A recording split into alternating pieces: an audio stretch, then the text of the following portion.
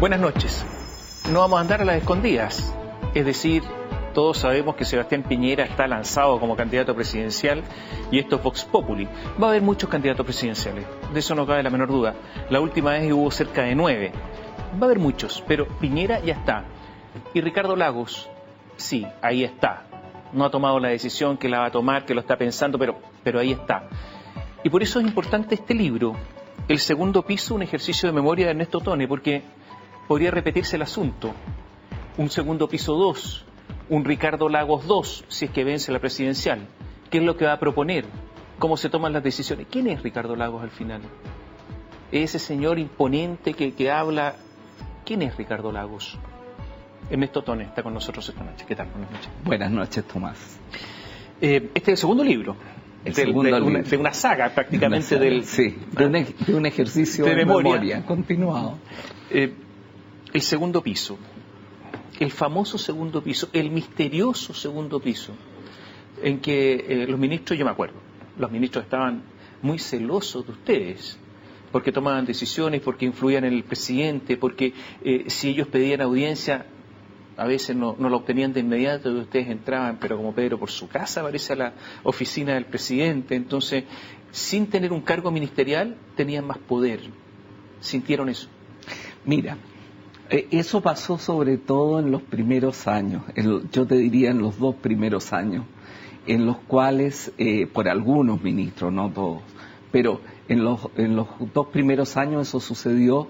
Primero porque era una figura insólita, o sea, era una figura que no tenía antecedente. Antes los segundos pisos eran operacionales solamente.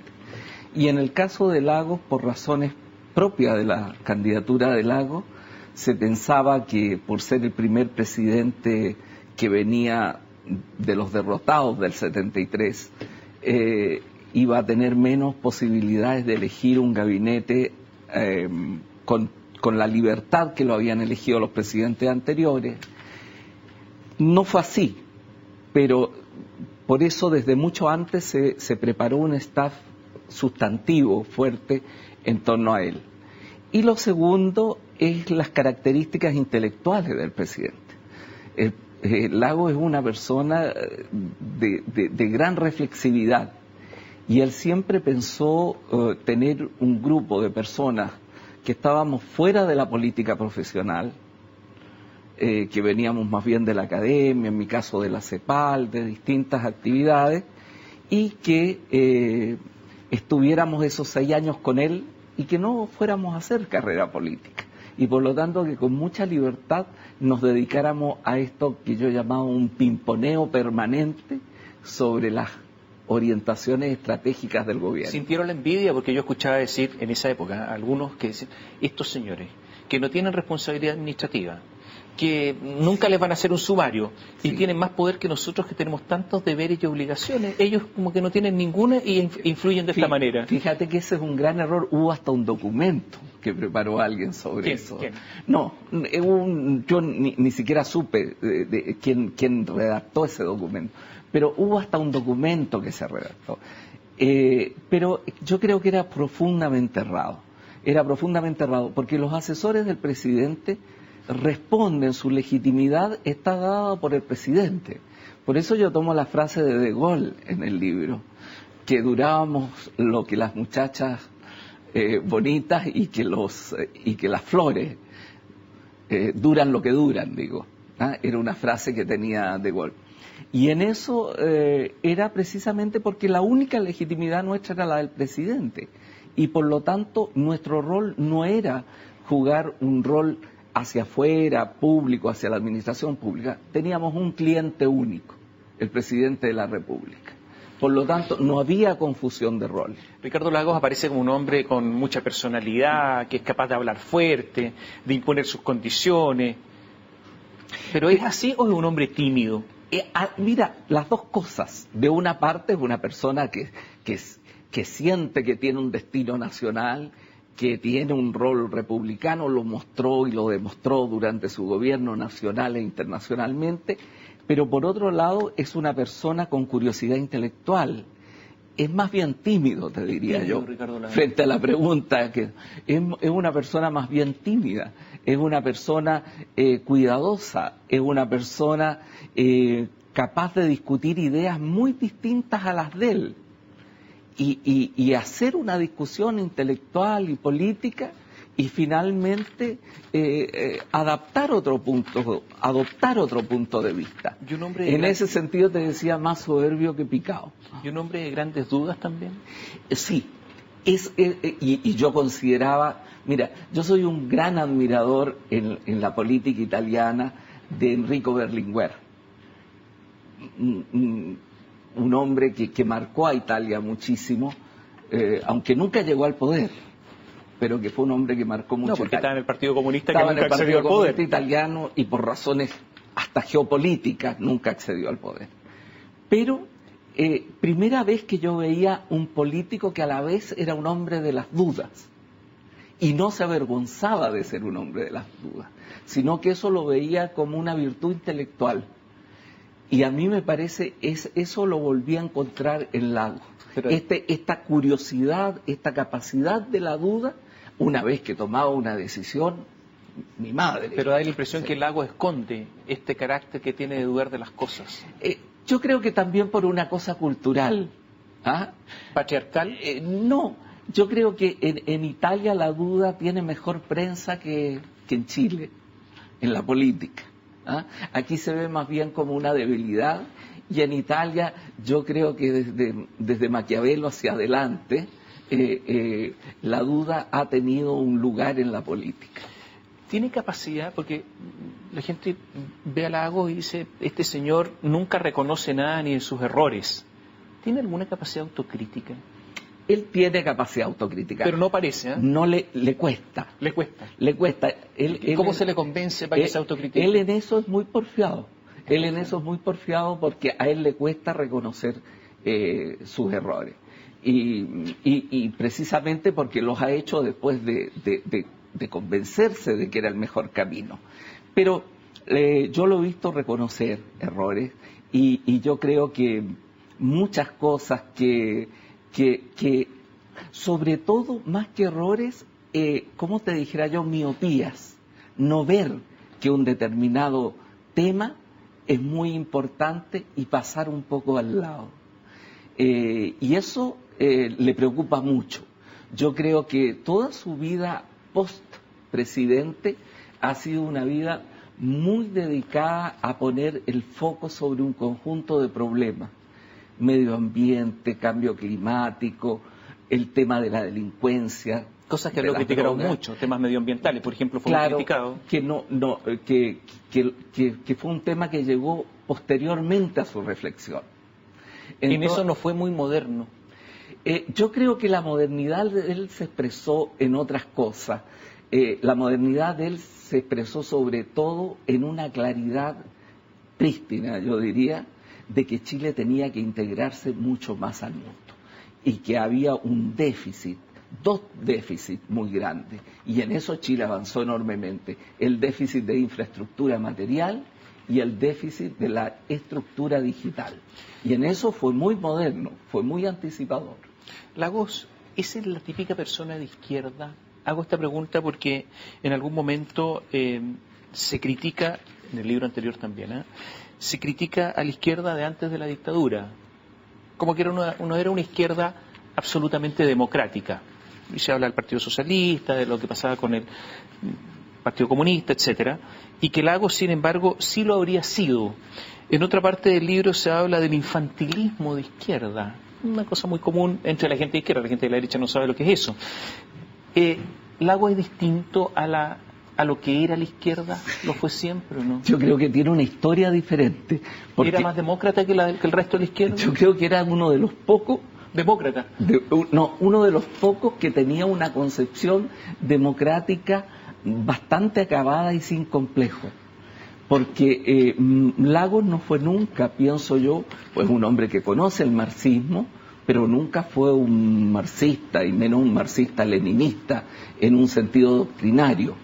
Entonces, él pertenecía como como a una izquierda que era más bien académica que política, en los años, te estoy hablando de los años 70, y que sí tenía una concepción muy democrática. Yo cuento una historia ahí de cuando Guastavino hace una autocrítica sobre la falta de concepción estratégica de la democracia, de ver la democracia como un momento táctico. Y entonces a él le parece extraño. Y yo le digo, pero es verdad, presidente, nosotros éramos así, pero yo nunca fui así, me dijo. Y entonces le dije, es verdad, pero usted no era político. Pero eso habla de la ingenuidad de Lagos también. No. O sea, no saber lo que decía Guastavino cuando medio Chile lo conoce. No, pero no es una ingenuidad, es una historia de vida. Piensa tú que yo creo que de los socialistas chilenos, el Lago debe ser uno de los pocos que conoció a Cuba muy tarde. Ya, pero no es necesario conocer Cuba para saber lo que es Cuba. No. Pero lo que te quiero decir como estilo de vida, como formación, te estoy hablando más allá de saber o no saber. ¿Cómo es el palacio? ¿Cómo es vivir al interior del palacio? Hago esta pregunta porque dice, leo una parte del libro. Con el tiempo en la moneda conocería funcionarios capaces de correr, saltar, hacer piruetas o esconderse tras un poste para encontrarse con el presidente y decirle de pasada su última idea o hacerle algún pedido. Posteriormente, algunas lecturas y experiencias me mostraron que Versalles y la moneda no eran muy diferentes del Kremlin ni la Casa Blanca. O sea, los contorsionistas, aquellos capaces de esconderse en un rincón, pero para aparecer el presidente. ¿Cómo es la vida en Palacio? ¿Cómo se vive cerca del poder? Mira, ¿cómo se ocupan los espacios? Claro, es que todo tiene importancia. A dónde tú estás, de qué porte es tu oficina, todo tiene una simbología naturalmente ligada al poder. Y por lo tanto, esto pasa en todas las instituciones, no pasa solamente en el Palacio, no pasa solamente en la moneda, pasa en todas las instituciones del mundo. Pero allí se da como un concentrado de esto. Y la naturaleza humana es la misma en todas partes. Es la misma en el Vaticano, es la misma en el Kremlin, es la misma entre los artistas, es la misma en una orquesta, pero la naturaleza humana ahí aparece muy fuerte, porque yo relato ahí de personajes muy raros, como que fotos donde no aparece el cuerpo, pero sí la cara, es decir, el cuerpo quedó fuera de la foto, pero pusieron la cara de manera occidental. Estiró el cuello para aparecer en la foto. Estiró el cuello de tal manera que aparece en la foto. Otros dirán el cogote. El cogote, claro. En otros no alcanza a aparecer una parte, mitad de la cara. Claro. Y además el lugar donde tú te sientas, si estás en la primera fila o en la segunda fila, todo eso adquiere muy fuerte. Es parte muy fuerte de la naturaleza humana y de la miseria humana. Conversamos con Ernesto Tone, el segundo piso, un ejercicio de memoria. Vamos a hacer un alto y le voy a hacer un montón de preguntas. Por ejemplo, si Francisco Vidal sigue siendo el mismo, si Nicolás Izaguirre sigue siendo el mismo, ¿qué pasó con Michelle Bachelet? Volvemos en un instante.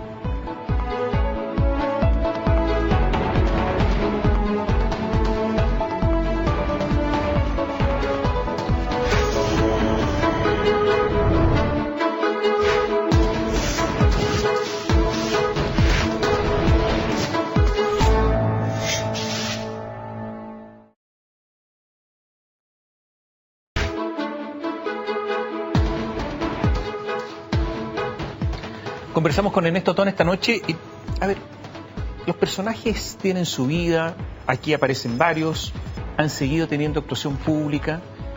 ¿Cómo evolucionan estos personajes en política? Francisco Vidal, por ejemplo. Bueno, fue ministro, vocero, ministro del Interior. Es una persona que le ha tocado cumplir muchas responsabilidades. En el tiempo del gobierno de Lagos, Vidal fue un muy buen vocero, porque era un vocero muy disciplinado, que realmente transmitía lo que el gobierno quería que transmitiera y hacía todas las consultas necesarias para eso. y se mantenía en una gran disciplina. ¿A quién le hacía estas consultas? ¿Al segundo piso? No, consultaba con el presidente y también conversaba mucho con nosotros. Conversaba mucho con nosotros. Con la unidad de análisis estratégico. Con la unidad de análisis estratégico, sí. Teníamos una conversación casi... Y obedecía. O sea, preguntaba muchas cosas y tomaba muy en cuenta lo que se le decía. Como un militar. Por lo tanto, no tenía derrapaje. Como un militar. Él fue militar, por eso digo. Claro, él venía de la escuela militar, él estuvo por la escuela militar. Mi impresión... Pero yo también, y no se me nota. No, dice aquí, vamos a hablar de eso, mi impresión es que después de su primera experiencia de gobierno, su estilo se volvió crecientemente más agreste, hasta que se convirtió en el personaje algo estruendoso y excesivo de hoy. Digo que Ernesto Tone es una persona que escribe cuidadosamente y por lo tanto estos adjetivos son fuertes. Yo creo que son muy exactos a algo que incluso que puede que él lo considere una virtud en la comunicación. Ser agreste. Claro, alguien puede considerar que es bueno, como esas personas que dicen yo soy franco y no tengo ni un problema en decirle a cada uno lo que es, aunque ofenda a la otra persona. Pero entonces, lo agreste es... Lo agreste tiene que ver poco amable, con algo que yo digo también, que las manners cuentan, o sea, que la forma, para mí es un valor de la política democrática, el que, pudiendo haber adversariedad, no haya una pelotera, una rosca. Creo que eso disminuye el valor de la política. ¿Y con Vidal ahora hay rosca? No, hay otros políticos, entre los cuales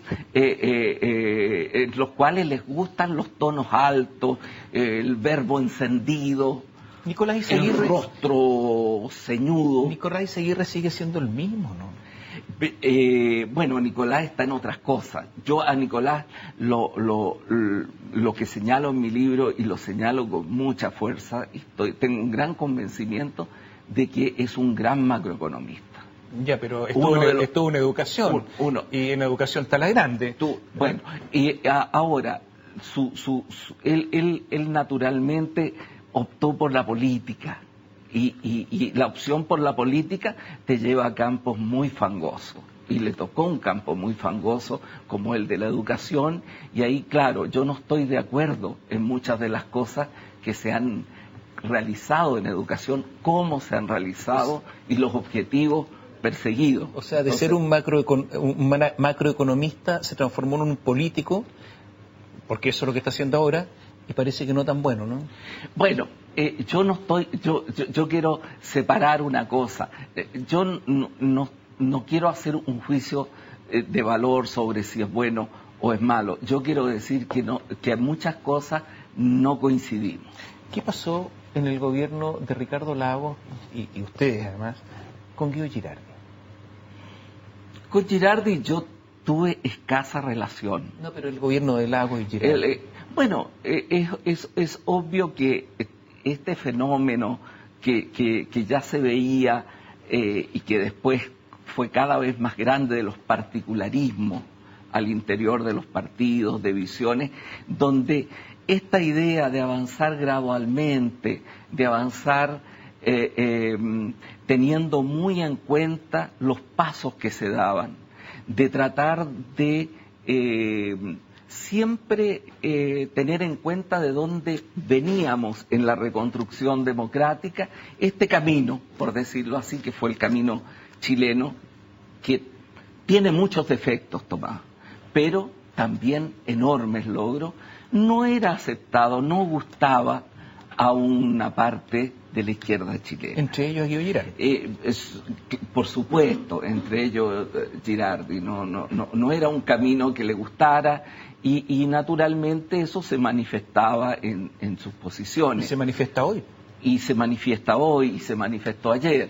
Y por lo tanto hay visiones, hay sensibilidades muy distintas. Él no estuvo cerca de las tareas que nosotros nos planteamos, de los objetivos que que nos planteamos. Sorpresivamente, Ricardo Lagos en la elección presidencial prácticamente ganó por muy poco, prácticamente empató con Joaquín Lavín. Fue una sorpresa. Y había un francés ahí, Jacques Seguela, que era el francés asesor comunicacional, sí, que daba líneas estratégicas, no sé. Pero también ahí estaba Marco Enrique Jominami. Sí. Y los echaron para segunda vuelta, los despidieron, los mandaron para la casa. La segunda vuelta fue un momento dramático, porque fíjate que nos dimos cuenta muy tarde de que la derecha había bajado al ruedo presidencial. Y había bajado al ruedo con una persona que lucía buena persona, sonriente, alejado de la dictadura, cambió el rostro de la derecha y no medimos bien aquello. Y por lo tanto llegamos a una situación muy cercana, fue muy duro, yo lo relato en el libro, la noche de la primera vuelta. Por lo tanto había que tomar una decisión muy fuerte, y era qué es lo que iba a pasar en la segunda. Algunos pensábamos que lo que estaba sucediendo era que un sector más bien moderado que votaba por la centroizquierda se sentía atraído por esta derecha que aparecía moderna, que aparecía lejana a la dictadura, y que por lo tanto era necesaria terminar con esa hemorragia. Y por lo tanto había que tener un discurso que llegara también a ese sector muy fuertemente. Y otro sector que decía no, simplemente este es un tema aritmético, aseguremos los votos de la más a la izquierda. Yo creía que esos votos más a la izquierda iban a votar finalmente por Lagos. Y en ese momento se produce la ruptura con Carlos Jominami, con Marco Enrique Jominami, con la madre de Marco Enrique. Se producen cambios que naturalmente son dolorosos y que marcaron una vida posterior. Tenían dos equipos paralelos trabajando, ¿no? Donde estaba Tironi por un lado. No paralelos, sino yo te diría que hubo una sucesión de un equipo que orientaba más bien en ese sentido y una sucesión por un equipo que orientaba hacia el otro sentido, como es natural cuando se llegó a esa conclusión, o sea, cuando el candidato llegó a esa conclusión. Hubo tensión a propósito en el Ministerio de Salud. Ahí estaba Michelle Bachelet, la despidieron, de hecho le dieron un plazo para las listas de espera, esto es histórico, y se fue a defensa. No, mira, yo creo, hay dos cosas. Yo creo que primero no la despidieron, lo de las colas fue una cosa que se transformó en una fortaleza para Michelle. Como ministra en aquel tiempo, como ministra de Salud. Su diferencia con Hernán Sandoval habían diferencias, también por razones prácticas, porque el ministro, en este caso la ministra, tenía que trabajar con todo el mundo de la salud. Y tú sabes que esos mundos corporativos son mundos que tienden a la conservación, al interés corporativo. Ella tenía que lidiar con eso y este equipo era un equipo que quería hacer los cambios fuertemente y por lo tanto hubo una cierta tensión. Yo creo que finalmente fue bien resuelta porque hubo que enfrentar estos elementos corporativos. Sacándola del cargo. No sacándola del cargo solamente, sino que se abrió lo de defensa. Michelle Bachelet tenía toda una historia, tenía una simbología muy fuerte lo de defensa y creo que defensa fue fundamental para que se transformara en lo que posteriormente se transformó. Juan Emilio Cheire. Hay un sitio, infogate.cl, que dice que la recomendación para nombrar al general Cheire fue suya, Lagos. ¿Es verdad eso? No es así como se hacían ¿Se conocieron en la escuela militar? O sea, las designaciones. Nos conocimos, él estaba un año antes que yo estuve 2 años en la escuela militar, él era muy estudioso y era muy militar. Él era una de las personas que le iba bien en los estudios y que quería ser militar. Que no eran todos. Los que querían ser militares. Evidente. Entonces, pero él era eso. Y posteriormente la vida nos separó fuertemente, no nos vimos muchos años y nos volvimos a encontrar en los años 90 en seminarios, en España, en actividades. Yo no estuve en España, pero nos encontramos en otros seminarios en Chile. Y por lo tanto retomamos una relación cuando el presidente me encargó de mantener una relación con el mundo militar.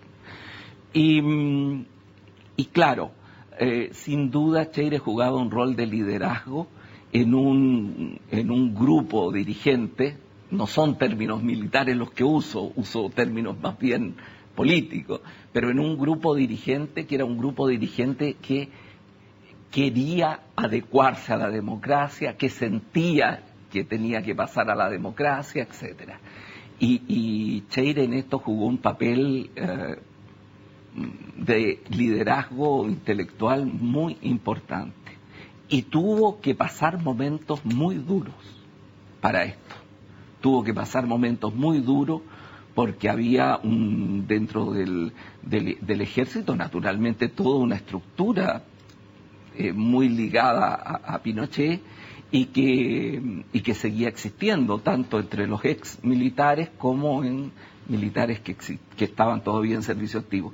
Y él se la jugó muy enteramente para este cambio de un ejército que podía vivir en democracia, es decir, que se subordinaba al poder civil. Decirlo ahora suena banal, baladí. Decirlo cuando esto se hizo, por Dios, que era distinto. Estamos terminando. Preguntas rápidas y respuestas sí o no. ¿Fue un error la prolongación de EFE hasta Puerto Montt de la empresa de ferrocarriles del Estado? Mira, yo sigo pensando